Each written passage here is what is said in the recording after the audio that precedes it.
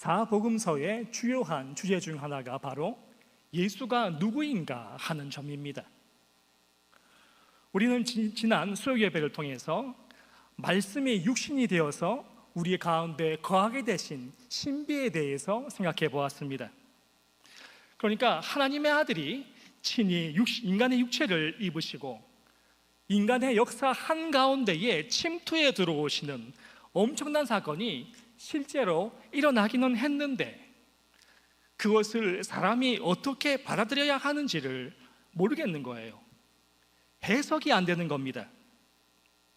신자들이 이것을 제대로 해석하게 해내기까지는 사실 많은 시간이 걸렸습니다. 예수는 누구인가? 교회사를 살펴보면 이 문제를 놓고 수백 년 동안 교회의 역사 속에서 다툼이 있어 왔습니다. 누군가는 이렇게 말합니다. 예수는 신적인 존재이시기에 인간은 아니시다. 신적인 능력으로 다만 인간처럼 보여졌을 뿐이다. 또 어떤 사람은 그 정반대의 주장을 하기도 합니다. 예수는 피조물에 불과했을 뿐 신적인 존재가 아니었다. 그는 피조물 중에서 가장 선한 존재에 불과하다. 그리스도의 놀라운 신비가 부족한 인간들이 해석해내려고 하니까 이러한 어려움과 혼란함이 있어 왔던 것이죠. 많은 시간과 노력 그리고 다툼 끝에 교회는 마침내 예수님에 대해서 이렇게 결론을 내리게 됩니다. 예수님은 100% 인간이시자 또한 동시에 100% 신이시다. 이것이 바로 예수님의 신비이자 놀라운 비밀이었습니다. 그리고 이 너무나 놀라운 신비로운 존재가 목수의 아들로 이 땅에 오셔서 나이 30살에 공생애를 시작하게 되셨을 때에 이 비밀을 아는 사람은 이 지구상에 단 한 명, 세례 요한 한 명밖에 없었다는 것입니다. 예수께서 태어나셨을 그 즈음에 예수가 그리스도이심을 증언했던 사람들이 있기는 했습니다. 선지자 안나 혹은 시므온과 같은 사람들이 아기 예수를 친히 보고 예언의 말을 하기도 했으나 이 모든 일들은 시간이 흐름에 따라서 대중의 기억 속에서 잊혀지고야 맙니다. 이 땅에 예수께서 출현하신 이 사건은 너무도 놀라운 일이어서 우리가 이해할 수도 받아들일 수도 없는 비밀이 되고야 말았습니다. 하지만 신약 성경 속에 이 4개의 복음서는 우리에게 예수 그리스도의 신비를, 그 비밀을 풀어서 보여주고 있는데 그 접근 방식이 약간씩은 다릅니다. 공간복음이라고 불리는 마태, 마가, 누가복음은 그리스도의 인성을 강조하고 있습니다. 땅에서부터 시작해서 올라갑니다. 아래에서 위로 접근하는 방식입니다. 그런데 요한복음은 정반대입니다. 예수의 신성을 드러내면서 이 책은 시작하고 있습니다. 위에서부터 아래로 접근하는 방법입니다. 요한복음은 그 시작부터 태초로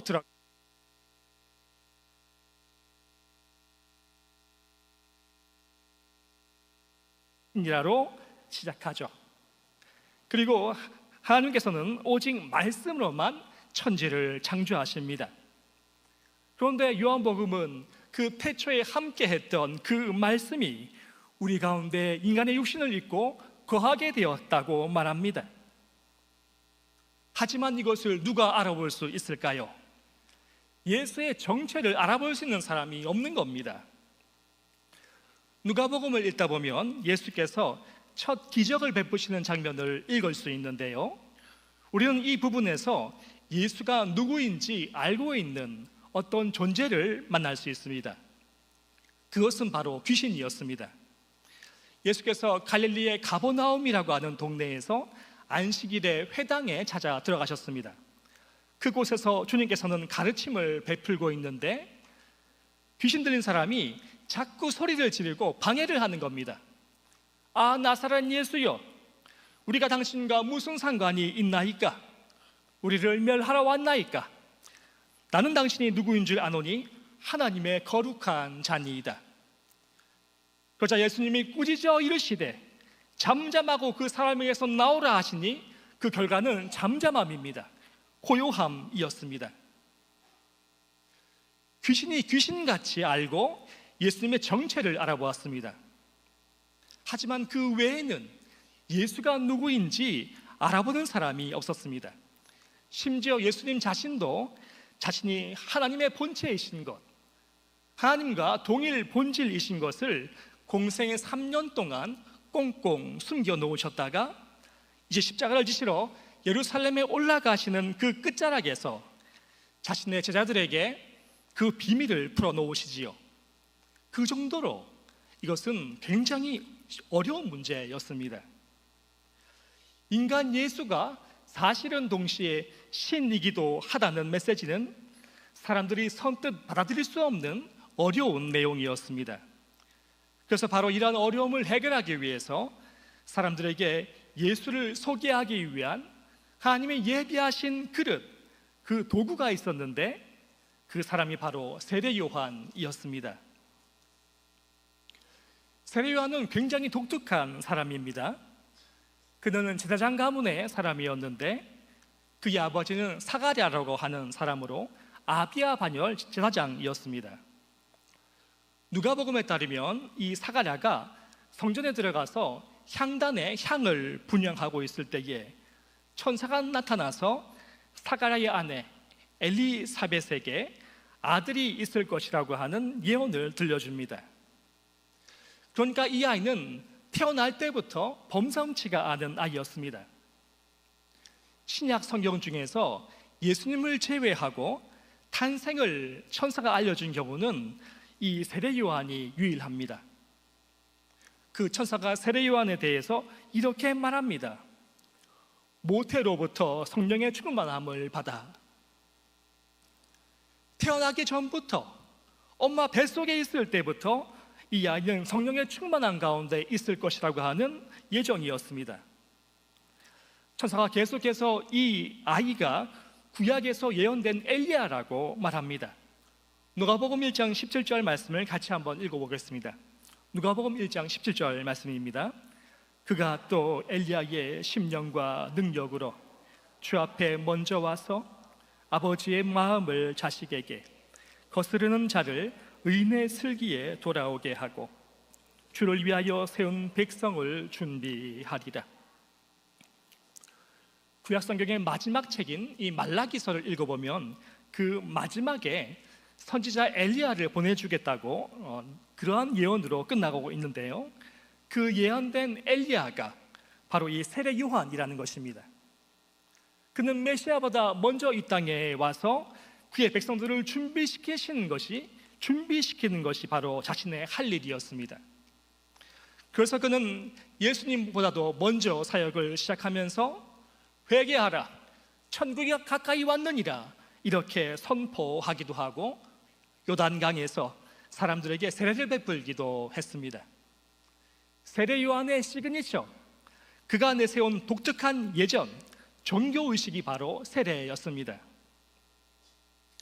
그 세례는 우리가 받는 세례는 거듭남의 징표입니다. 예수와 함께 죽고 예수와 함께 태어나는 중생, 신생입니다. 반면에 요한이 베풀었던 세례는 고작 죄 씻음을 상징하는 예식에 불과합니다. 그는 단순히 사람들로 하여금 회개케 만드는 진짜 세례와 비교했을 때에 완전치 못한 세례를 줄 수 있을 뿐이었습니다. 하지만 그 파장은 엄청난 것이었습니다. 수많은 사람들이 그에게 몰려들어왔고 세례 요한은 단숨에 온 유대의 셀럽, 인플루언서가 될 수 있었습니다. 세례 요한이 일으킨 파장이 얼마나 컸던지 그로 인해 유대 그룹의 이 지도자에 속한 사람들이 찾아와서 그에게 질문을 던집니다. 너는 누구냐? 이 질문을 가만히 생각해 보면 굉장히 뜬금없는 질문일 수 있습니다. 길 가는 사람을 붙들어 놓고 내가 누구냐고 한번 물어보십시오. 우리는 다양한 대답을 들을 수 있을 것입니다. 그 사람의 성별, 나이, 직업, 거주하는 지역, 가정에서의 역할 혹은 이름 등등으로 사람들은 자신이 누구인지 대답할 것입니다. 그만큼 이 질문은 포괄적인 질문이라고 할 수 있습니다. 그런데 요한은 이 질문에 대해서 이렇게 답합니다. 나는 그리스도가 아니라. 그러니까 요한은 이 질문의 본래 의도가 무엇이었는지 정확하게 알고 있었음에 틀림이 없습니다. 세례 요한을 처음 접했던 사람들은 신선한 충격을 받고 이렇게 생각했다는 것입니다. 이 사람이 혹시 성경이 예언하고 있는 메시아가 아닐까? 아주 어렸을 때부터 사람들과 분리되어서 광야에 머물렀던 요한, 먹는 것이라고 하는 것은 메뚜기와 석청뿐이었고 입고 있는 옷이라고는 약대 털옷뿐인 극도의 절제와 경건을 추구했던 사람, 모태로부터 성령이 충만했고 이전에 그 누구도 행하지 않았던 세례라고 하는 예전을 행하는 그를 사람들은 모두 우러러보고 메시아가 아닐까 생각하고 있었습니다. 그러한 상황 속에서 세례 요한은 답합니다. 나는 그리스도가 아니라. 우리는 여기에서 진정한 겸손은 어디에서 나오는지 알 수 있습니다. 사람은 언제 겸손할 수 있는가? 바로 자기 자신을 정확하게 알 때입니다. 요한은 자신의 역할이 무엇인지, 자신의 사명이 무엇인지를 정확하게 알고 있었습니다. 그렇게 세상으로부터 얻을 수 있는 인기, 명예, 사람들의 추앙에도 불구하고 조금 더 흔들리지 않고 그는 자신의 사명에만 충실할 수 있었습니다. 심지어 본문 속에서 요한의 겸손함은 자기 자신을 부인하는 것으로 나아가고 있습니다. 그리스도가 아니라는 세례 요한의 답변에 유대교회에서 보냄받은 사람이 다시 이렇게 물어봅니다. 그러면 내가 누구냐? 내가 엘리야냐? 제가 세례 요한이었다면 이 질문에 대뜸 맞다, 내가 말라기가 예언하고 있는 엘리야 선지자가 맞다, 이렇게 대답할 것 같기도 합니다. 거짓말이 아니지 않습니까? 참말이지 않습니까? 세례 요한은 예언된 엘리야가 맞았습니다. 하지만 세례 요한은 온전히 그리스도만을 높이기 위해서 왕이신 예수께서 오시는 길에 자신이 혹여나 장애물이 될까봐 두려워서 자신은 엘리야가 아니라고 답합니다. 그리고 그는 마지막에 자신은 광야에 외치는 자의 소리에 불과하다고 정의를 내리지요. 이 광야라고 하는 공간은 유대 백성들에게 상징하는 바가 있는 장소입니다. 구약 성경에서 출애굽한 백성들이 40년 동안 머물렀던 곳이 바로 광야입니다. 이때의 광야는 구원과 회복을 이루는 공간이었습니다. 다른 한편 이 광야는 세상의 권력과 이권들로부터 자유로울 수 있는 공간이었습니다. 기존의 지배 세력들이 영향을 끼칠 수 없는 공간입니다. 세상의 소음은 줄어들고 하나님의 목소리만이 뚜렷하게 들릴 수 있는 공간입니다. 바로 그곳에서 세례 요한은 하나님의 목소리로서 쓰임을 받게 되었다는 것입니다. 그는 자신을 광야에 외치는 자라고 말하지 않았습니다. 그는 자신이 단순히 외치는 자의 소리라고, 이 소리에 불과하다고 스스로 여깁니다. 소리는 인격이 없습니다. 소리는 나 자신이 드러나지가 않습니다. 요한복음 1장 8절에 따르면 세례 요한에 대해서 요한복음은 이렇게 선포하고 있습니다. 그는 이 빛이 아니요 이 빛에 대하여 증언하러 온 자라. 그는 빛 자체가 아니고 이 빛에 대해서 증언하기 위해서 온 사람이기 때문에 요한은 자기 자신은 감추어 버리고 오직 주님만이 밝히 드러나기를 원하고 있었습니다. 그리고 이러한 자기 부인의 태도, 자기 부인의 영성은 예수를 증언하기 원하는 사람이라면 누구나 갖추어야 할 필수 덕목이 됩니다. 요한복음 1장에는 이 증언이라고 하는 단어가 모두 6번 나오고 있습니다. 이 증언이라고 하는 표현은 모두 세례 요한과 관련해서 사용되고 있습니다. 증언은 헬라어로 마르투리아라고 하는데, 이 마르투리아를 이 어원으로 하고 있는 영어 단어가 바로 마터, 순교자를 의미하는 마터입니다. 초기 기독교 역사에서 얼마나 많은 사람들이 순교를 당했습니까? 수많은 사람들이 예수를 믿는다고 하는 바로 그 이유 때문에 죽임을 당하여야 했습니다. 그런데 그들이 예수를 믿는다는 그 이유 하나만으로 사형에 처해지게 되었는데도 불구하고 그 죽음을 조금도 두려워하지 않는 바로 그 모습 자체가 가장 강력한 증언이 되었다는 것입니다. 사람들은 생각합니다.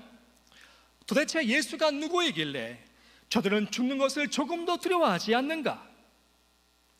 그리고 공교롭게도 우연찮게도 신약 성경에서 가장 먼저 순교했던 사람이 바로 세례 요한이었습니다. 빛에 관해서 증언하는 일은 세례 요한에게만 해당되는 일은 아닐 것입니다. 예수 믿는 사람으로 부름받은 우리 모두에게 주어진 사명이 바로 예수에 관해서 증언을 하는 것일 것입니다.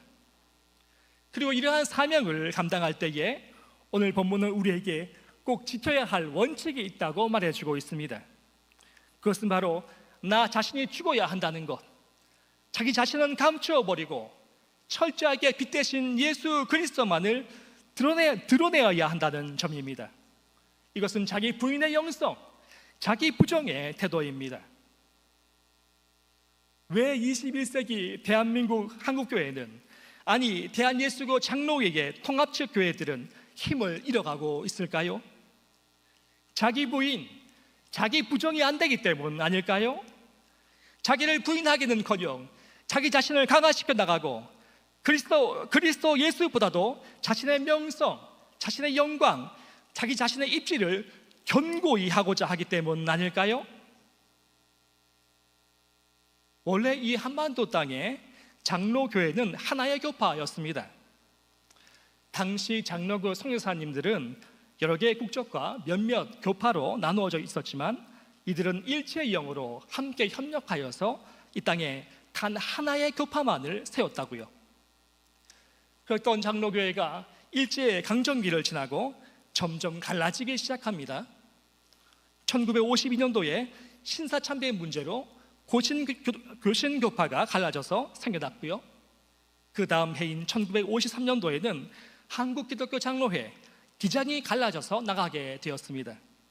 또한 1959년도 합동교단이 갈라져서 설립되었고, 그 이후로도 계속해서 장로교회 이름하에 여러 개의 교단이 생겨나게 됩니다. 지금은 몇 개의 교단이 장로교회에 있을까요? 대한예수교 장로교회 안에 몇 개의 교단이 있을 것 같으십니까? 아무리 못해도 대한예수교 장로회 안에 200개가 넘는 교단이 있다고 합니다. 계속 분열하고 합치고를 반복하고 있기 때문에 현재 몇 개의 교단이 있는지는 아는 사람이 거의 없습니다. 교단뿐이겠습니까? 교단이 분열하는 것뿐이겠습니까? 각 지역교회는 어떻습니까? 치열하게 싸우고 분열하는 교회가 너무 많습니다. 파가 나누어져서 나는 목사파, 나는 장로파로 나누어져서 공동체가 두 개로 찢어져 버립니다. 그리스도의 정결한 신부가 된 우리 교회가 어떻게 이렇게 분쟁과 다툼, 갈라섬이 많아지게 되었을까요? 바로 본문 속에서 살펴볼 수 있는 세례 요한의 영성, 자기 부인의 영성을 상실해버렸기 때문입니다. 예수님보다도 자신의 의로움, 자신의 명예, 자신의 입지가 더 중요한 사람들이 많아졌기 때문일 것입니다. 그래서 그리스도를 위해서 자기 자신을 부인해 나가는 것이 아니라, 자기 자신을 죽이는 것이 아니라 오히려 강화시켜 나갑니다. 예수 그리스도를 증거하고 증언하는 것이 아니라 신앙을 자신의 이익을 위한 수단으로 만들어 버립니다. 이러한 어려운 시대 상황 속에서 우리 대구 제2교회 공동체만이라도 오늘 본문을 통해서 내가 누구인가를 발견하게 되시기를 간절히 축복합니다. 왜 우리는 자기 부인이 안 될까요? 우리에게 참된 겸손은커녕 그리스도보다 나의 이익을 앞세우고 나의 주장을 앞세우고 나의 이름을 앞세우게 될까요? 바로 내가 누구인지를 모르기 때문입니다. 나는 빛이 아닙니다. 나는 그리스도가 아닙니다. 다만 그 빛에 관하여서 증언하는 소리에 불과합니다. 그렇기에 내가 죽어야 합니다. 내가 죽어야만이 그리스도가 선명하게 드러날 수 있기 때문입니다. 그래서 사도 바울은 이렇게 고백합니다. 나는 날마다 죽노라. 내가 죽어야 예수가 삽니다. 내가 죽어야 교회가 삽니다. 내가 죽어야 교회는 평강 가운데, 샬롬 가운데 하나의 공동체가 될 뿐 아니라 그리스도의 참된 몸을 이룰 수가 있습니다. 그리스도께서 구원의 역사를 위하여서 자신의 몸을 온전히 내어주셨던 것처럼 교회 역시 나를 쳐서 주께 복종하는 사람들이 많아지게 될 때에 이 땅에서 교회가 구원의 통로로 쓰임받을 수 있게 될 것입니다. 자기 자신을 부인하는 것, 자기 부인의 영성을 갖추는 것은 울면서 씨를 뿌리는 것 같은 힘든 작업일 수 있습니다. 그리고 어쩌면 그 열매를 내가 따먹게 된다는 보장이 없을 수도 있습니다. 만약에 주님께서 나에게 힘들게 씨를 뿌리고 거름을 주는 역할까지만 맡기신다면 여러분들은 어떻게 하시겠습니까? 내가 해야 되는 일이라고는 냄새나는 거름을 퍼다가 밭에 뿌리는 일이 주어지고 그 열매를 따먹는 것은 먼 훗날에 내 후손들에게 주어진다고 할 때에 여러분은 그 역할을 거절하시겠습니까? 거름을 붓는 일이 나의 역할의 전부라고 할지라도 나는 그 어떤 불평도 불만도 없이 나 자신을 드러내지 않고 그냥 광야의 소리로만 있겠다고 결단하는 사람들을 통하여서 교회는 하나됨을 이루어나가게 될 것입니다. 이름 없는 자들의 자기 부인으로 인하여서 교회 공동체는 예수의 이름을 높이게 될 것이고 세례 요한처럼 왕께서 이 땅에 다시 오실 바로 그 길을 예비하는 사명을 능히 감당할 수 있게 될 것입니다. 바라옵기는 우리 대구 제2교회 가운데 이러한 자기 부인의 영성이 충만하여지기를 간절히 소망합니다. 이제 주어진 말씀을 붙들고 다 함께 합심하여서 기도하는 시간을 갖도록 하겠습니다. 세상은 자기 자신을 강화시켜 나가도록 우리를 부추기고 있습니다. 그것이 성공이라고 우리의 올바른 모습인 것처럼 착각하게 만듭니다. 그러나 성경은 자기 자신을 부인하고 자기 십자가를 지는 삶을 말합니다. 나의 자아가 꺾어져야만이 비로소 예수의 이름이 선명하게 드러나게 된다고, 나 자신이 죽어야 한다고 말합니다. 하지만 내가 온전히 죽고 예수로 살아간다는 것이 그리 쉽지만은 않습니다. 쉽지 않은 일이기에 바울도 내가 날마다 죽노라고 고백했을 것입니다. 그래서 이 시간 성령님의 도우심을 구합시다. 내 안에 나의 자아가 꺾어져 나가고 그리스도의 영으로 가득하게 되어서 온전히 그리스도를 증언하는 삶을 살아가게 해달라고 다 함께 합심하여서 기도하시겠습니다.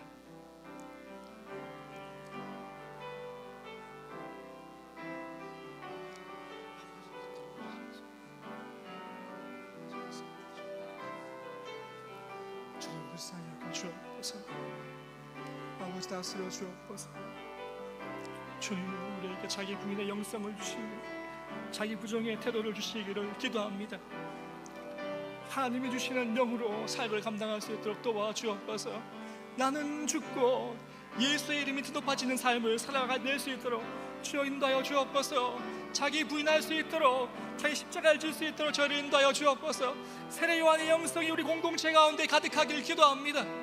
우리 가운데 주께서 운행하여 주시옵소서. 예수를 더 깊게 알아갈 수 있는 참된 기회가 우리 가운데 있게 하여 주옵시고 자기 부인을 감당하는 귀한 삶을 살아낼 수 있도록 주여 인도하여 주시옵소서. 나는 죽고 예수로 살 수 있도록 저희 모두 인도하여 주시길 기도합니다. 우리 모두 양수하여 주시옵소서. 주께서 우리 가운데 역사하여 주심으로 말미암아 예수께서 다시 오실 그 길을 예비하는 사명자들로 살아갈 수 있도록, 예수의 지원자들로 살아갈 수 있도록 저희 모두 인도하여 주시옵소서. 아버지 하나님께서 우리 가운데 운행하시길 기도드립니다. 주여 인도하여 주시옵소서.